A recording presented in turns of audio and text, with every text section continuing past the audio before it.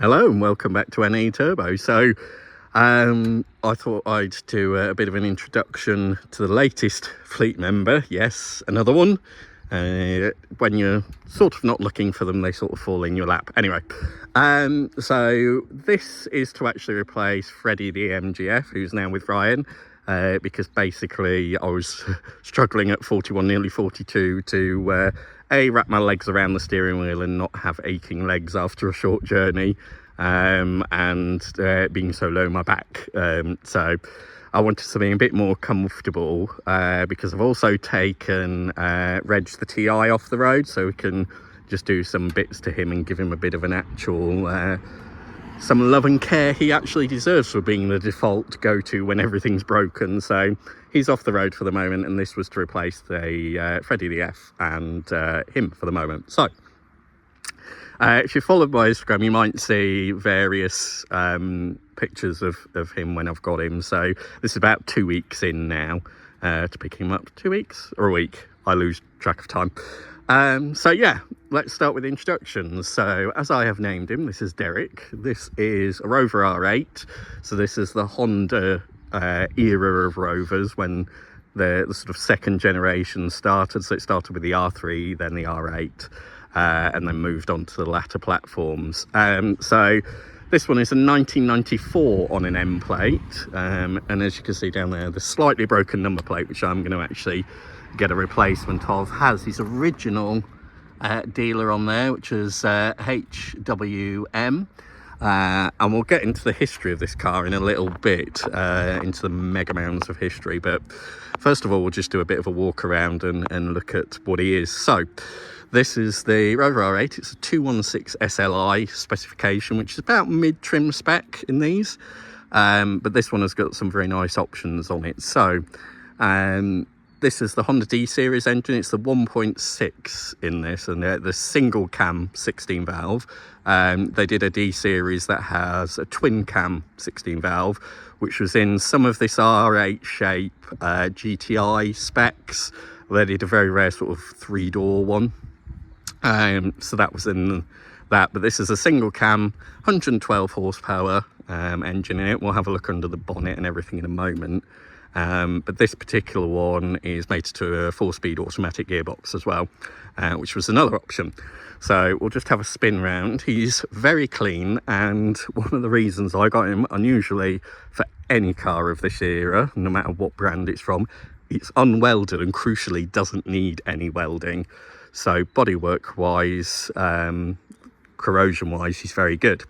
So as you'll see, he's wearing his SLI trims. So on this spec it was still wheel trims, but there was this sort of jazzy sort of design on the wheel trims. It's also two-tone paint, so it's a two-tone silver and grey on this. So that's the front. So just take you around the back. Obviously, as with Hondas and Japanese cars, you've got roof mounted aerial there as well. So we'll just come back a little bit more and zoom you out a section. So this one's also got the boot spoiler, which I'm not sure, I need to look at the specs whether that was standard or an addition. So as we come around the back, original badging, there you go, look, 216 SLI 16 valve, back when these things were actually worth noting on cars. So of course you can see it 1.6 designation as well, but it's got a single pipe exhaust, rear sort of clusters there as well, and then yeah, around this side again, all 4 wheel trims of the SLI spec, excuse me. So yeah, in bodywork wise he's very good. Roof wise, some of the lacquer has started to come off, which we'll have a look, which is just on the other side. Factory electric tilt slide sunroof as well on the SLI spec. But we'll have a look inside and we can start to see where some of the options from factory that this car has. So we'll open up and delve into the luscious interior. So first thing you'll notice is full leather interior in this car. So this was an option, I think about £1,000. Again, so we'll touch on the history, but I have got so much history with this car, including its original purchase invoice. So yeah, luscious leather interior, so I'll show you the back as well. So we open up here, luscious leather interior with rear headrests as well, snazzy for this time period. Unwind down windows still in the back. You had to go to GSI spec, I think, to get full 4 electrics, which is the next one up. But yeah, as you can see, typical Rover door cards need attention. So this needs sorting out, but leather inserts into here. Lovely actual wood veneer, not fake wood in here. And yeah, some things Rover door cards. Speakers, 4 speakers on this, so 2 in the door, 2 in the rear parcel shelf. Also an option this car has is airbag steering wheel. Safety galore, people. So yeah, we'll have a look there. Also electric mirrors. Don't think they're heated, just electric. Your button for your electric sunroof there. But we'll just jump in, and hopefully, if I can not make you too sick doing so. Ooh, there we go. Into the oh so lovely, comfortable interior. So typical R8 dashboard, but another thing that I've actually put some miles on this car since getting it, but it had done 50,000 miles. Just over when I actually got him, so very low mileage. And then we come back to the steering wheel, leather, I think, maybe. Steering wheel, horns there, typical R8 switches. You have indicators on the left and lights, wipers and rear wiper on the left hand stalks, bank of switches, hazard lights, see there, which also flashes as well as the indicator, the red danger light, heated rear window and rear fog lights. This spec doesn't have front fogs. Again, I think that was a GSI level spec. So you'll see the hot cross bun there, so I'll move him out the way for a second. So again, veneers come off a little bit in here. They all do this apparently when I was speaking to Ryan on this T sort of boomerang piece here is cracked slightly, so maybe I can find another one, but I think Ryan says there tend to be all the same. So I'll just move cross down here for the moment. So best T-shelf, if you follow Mr. Matt from Furious Driving. If you don't, do check out his channel. He's really good YouTuber. So yeah, Rover T-shelf that is huge, also with a little cover here, so if you do spill things, your coffee and whatnot, you can sort of mop that up. So we come down into the centre, and this is another where this car gets very rare, so I'm told. Heating and ventilation controls, but air conditioning was an option, and this was factory ticked by the lady who first purchased the car. Again, I think about £800 or £900 options on that. It currently doesn't flick on and off, so again, as most car people hope, I'm hoping just a regas. So we'll try it, see what happens, and then yeah, we'll go from there. But again, very rare to have this in an R8, especially at this spec level. Automatic gearbox, 4-speed, down here, just your normal, you know, sort of put my foot on the brake, go through. So it has, if I can pan you down enough, your usual park neutral prindle, but it has D4 and D3, so this is a 4-speed box, but you can sort of knock it down into 3rd effectively, and then into low range 2nd. No snow mode or anything. So it's that standard manual handbrake on there. Again, this lovely leather trim. I shall put across the bun back, excuse my arm in the thing. Yeah, Rover door cards, as I said, all do this, so we'll be into fixing those. Electric front windows. Yeah, and that, I think, is about your level of equipment here in the front. But for an R8, this is a very rare spec. So the other thing that you won't see from in here, but you'll see on the underbonnet, is it's actually got ABS as well, which was optioned by the first owner. So again, another option along with this SRS steering wheel, airbag steering wheel. So yeah, and if I just pan up your actual sunshine roof is here.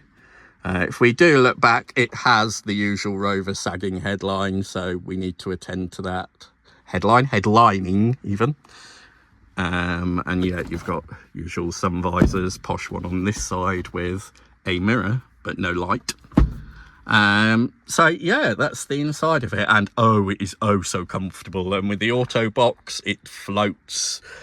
112 horsepower, as I say, automatic gearbox. It isn't going to be a sort of racetrack winner. It's not slow, but I'd say it's between leisurely and acceptable, is what I'd say. But again, I didn't want this car, or the car that was going to replace Freddie the F, to be a race car. I've got the Reg, the 620 Ti, if I want to go quick. I've got the Corrado and the other cars. So this is purely a comfy, nice car, nice place to be in car. So yeah, that's his interior. What I'll do is I'll just quickly stop the recording so you don't get my shaky hands everywhere, and then I'll pop up the bonnet and the boot. Pre-warning, the boot is a mess because I've just been chucking stuff in it for now, but yeah, we'll have a look under there. Things I have tinkered with, and we have tinkered with so far. So replacement door speakers as of yesterday, so big thanks to Ryan and his girlfriend Kaylee for helping me with that. So they helped me with those. Also, when we got it, the fuel level gauge wasn't working, so we had a look at that, and it turned out, because in the car's history, it being off the road for quite a period of time, it had just rotted one of the earths off the fuel level sender. So this has a separate fuel pump and fuel level sender into the tank. Luckily, really easy to access the fuel level sensor. So we whipped it out, saw it had sort of rotted off the earth, managed to put new earth in, and voila, I have a fuel gauge again, which is very helpful because yes, you can do it off the Odo, which is what I was doing it in the trip, but you never know. So it's actually nice to have a gauge in there again. Yeah, and just usual R8 things under here. Your padded, no less, coin tray with various fuses and things in there. And also, according to Ryan, which I'm actually quite pleased about on the video, is a damped, I say damped, glove box, which apparently always break, but this one is in very good condition. So we'll come out again, excuse my arms, but what we'll do is I'll just pause the recording now, and then I'll bring you back once I've opened the bonnet and the boot, and we'll look under there. So see you in a second. Righty ho, welcome back. So you join me under the bonnet of Derek the R8. So if I just try and not get my shadow in the way everywhere. So as I was saying before, this is the D16 Honda engine, and so this is the 1.6 16 valve, about 112 horsepower unit, in this case mated to the auto box, which is down here. So the Honda engines are different to the Rover series engines because they're a different way, longitudinal. So you've got the gearbox on this side, and the engine canted over this way, with your cam belt etc on here, whereas the Rover engines, it's different way around, so your cam belt's on this side and the gearbox over this side. So that's that. So the one thing it does need is a cam belt change. I couldn't see any recent history of that happening, so that's on order and will be done in very short order. It's so cheap on these that strangely I couldn't find a cam belt kit with the water pump in it, which I'll probably do later on because the water pump's okay. But cam belt and idler pulley, £50. So why wouldn't you do it? It future-proofs the car. So yeah, that's this engine. It has been very well looked after generally. It had a service less than a year ago. When we look at the history, you'll see that the previous owner, to me, shout out to Bob if he's there, but the previous owner to me spent £1,700 getting this car fully ready for the road again, after it had been stored in a garage for about 13 years. So it was the usual scenario. So first lady owner, we think it was her company and she bought it as a company car. She had it then until she gave up driving. It then sat in a garage for a while, the usual story with these sort of cars. And unfortunately, when she passed away, her son then inherited it, who didn't know what to do with it, so passed it on to Bob, who I bought it off. So yeah, that's kind of its history really. It's really a one family owner car plus one owner, and now me. So I hope I'm going to be able to do him justice. So yeah, Honda D series engine. Again, this is the very important bit here. Air conditioning.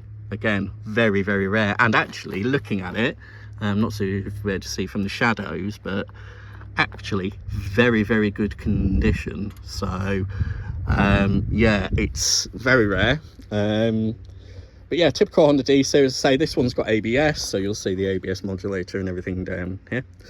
Power steering is standard on these ones. Some of the early 214s, I believe, didn't come with the power steering, etc. But you can see your reservoirs over there in the corner.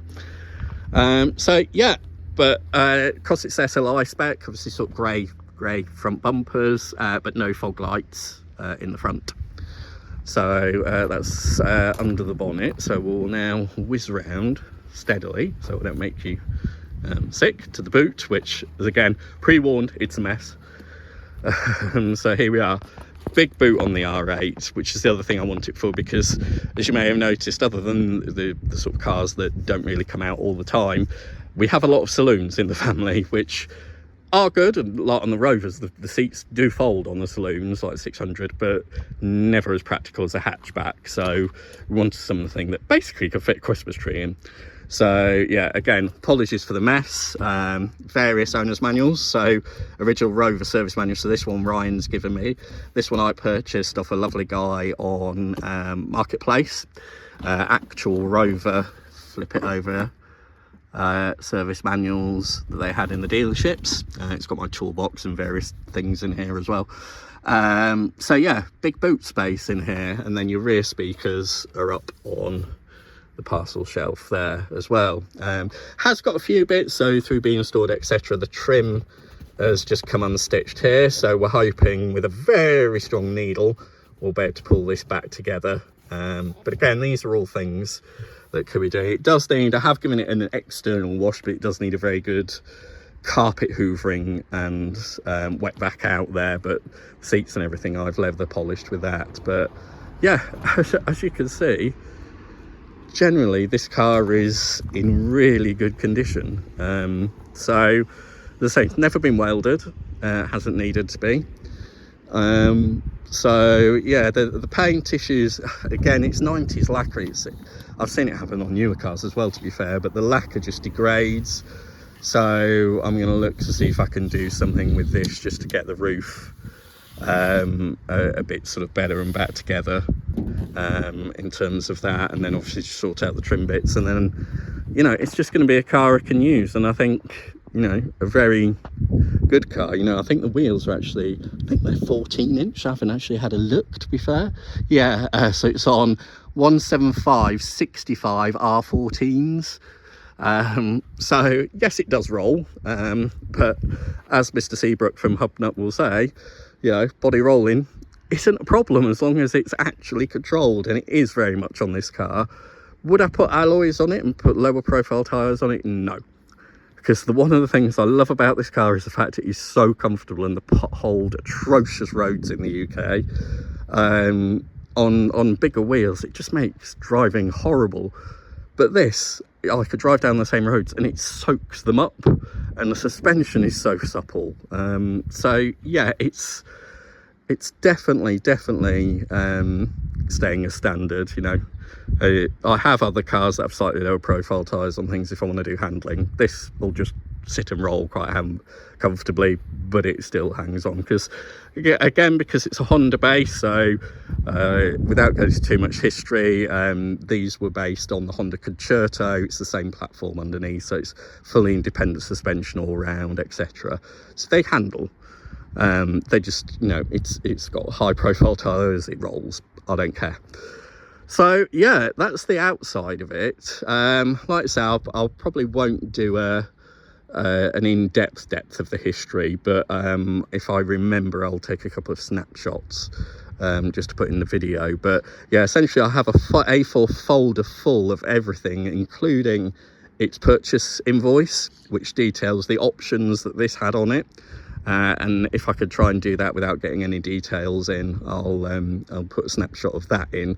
It's had every MOT from its first MOT right up until current date. It's got all of the service that it had done at the dealer. It's got not only the invoices for that service, but the receipts for that service.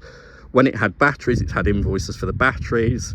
Every MOT it has right back until the first one. It's got a copy of every V5, including its first registration certificate at the Rover dealer.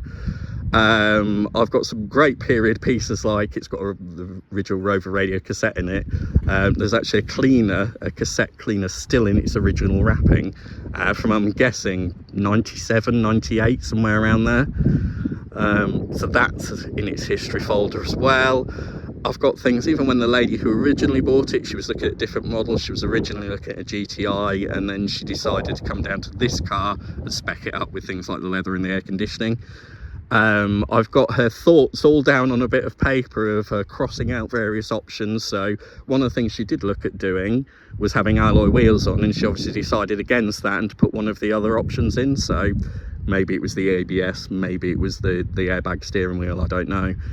But yeah, she'd crossed out the alloy wheels and went for that in favour.